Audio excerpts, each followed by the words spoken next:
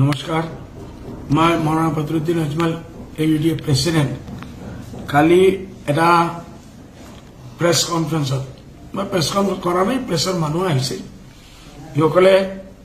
হঠাৎ অখিল গগৈ বৰ কথা সুধিছে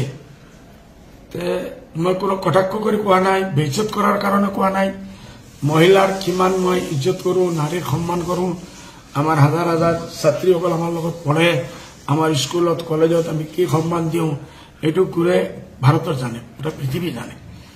আর মহিলার আমার সম্মান আছে মহিলা মোর নিজের মা মহিলা মোর বহিন মোর বউ মোর 800জন হাজার হাজার লাখ লাখ মহিলা আছে এটু মই কোনো বেইজ্জত আপমান করার কারণে কোয়া নাই বলে কিছু মিডিয়ার বন্ধুসকলে এটু ইস্যু বানাই দিছে কিয় বানাইছে I don't know what is their intention but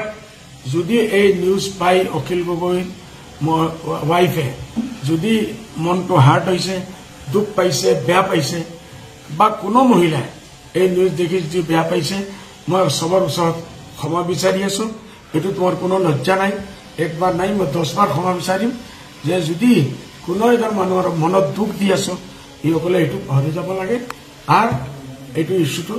issue নবনাব লাগে এটু পলিটিক্যাল ইস্যু হব নালাগে এটুৰ কাৰণে মই ক্ষমা বিচাৰিছো আৰ একবাৰ নাই 10 বাৰ ক্ষমা বিচাৰিম মোর কোনো আপত্তি নাই কোনো লজ্জা নাই ওকে থ্যাংক ইউ ধন্যবাদ নমস্কার।